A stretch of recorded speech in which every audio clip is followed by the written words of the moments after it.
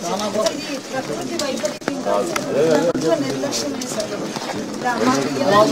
కోసము దాన్ని స్టాక్ పెట్టించారు, వదిలితే ఇసుకే పోతుంది, దానివల్ల మొత్తం పోయింది. పళ్ళు మొత్తం పాడితోనే బ్రతుకుతున్నారు. కానీ ఒక్కరికి పాడి కోసం పశువు కోసం ఇంత ఇస్తున్నామని కానీ కనీసం వీళ్ళ కోసం ఏదైనా చేసినాం కానీ గవర్నమెంట్ నుంచి ఎలాంటి సమాధానం వేశారు.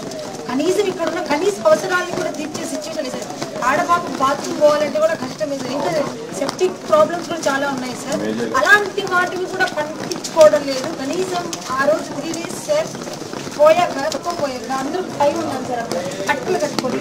అప్పుడు కూడా కనీసం టెంట్లు కూడా వేయించలేదు గవర్నమెంట్. ఒకవేళ మళ్ళీ ఏ రోజు మా పరిస్థితి సార్, మా పరిస్థితి ఏంటి సార్. అది కాకుండా ఇప్పుడు చూసారు కదా సార్, కట్టలు వేసారు. ఇప్పుడు ఏరు కట్టబోయి పొలము, ఏరు పొలం ఒకటే. ఇప్పుడు మళ్ళీ వాటర్ వస్తే ఖచ్చితంగా పొలం నుంచి మా ఇళ్ళకే వస్తాయి, కంపల్సరీ మా ఇళ్ళకే వస్తాయి సార్. ఇక్కడ ఎన్నో కుటుంబాలు ఉన్నాయి సార్.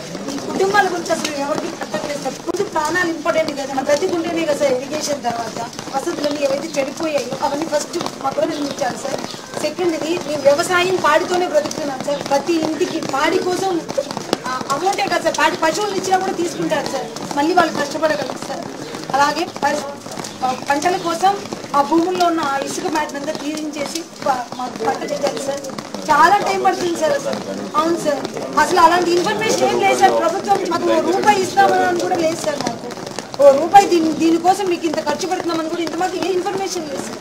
గవర్నమెంట్ నుంచి మాకు అసలు ఎలాంటి ఇన్ఫర్మేషన్ లేదు సార్. మాకు మేము ఉన్నామనుకుంటున్నారో లేదో మాకు తెలియదు. సీఎం అక్కడ కూర్చొని ఏం చేస్తున్నారో కూడా మాకు అర్థం కావట్లేదు. మీకు చూడటానికి కూడా రాలేదంటే ఏం చెప్పాలి సార్? మా సీఎం గురించి మనం ఏం చెప్పాలి సార్? మేము అదే చెప్తున్నాం సార్. పవన్ సార్కి మేము అడిగేది ఒకటే సార్, పవన్ సార్ని ఆ తరఫున మా వయసుని మేము మాట్లాడుతుంటే ఆయన వినపడట్లేదేమో సార్. కనీసం పవన్ అని చెప్తే అన్న వింటారేమో. ఆయన చెప్పండి సార్ ప్లీజ్.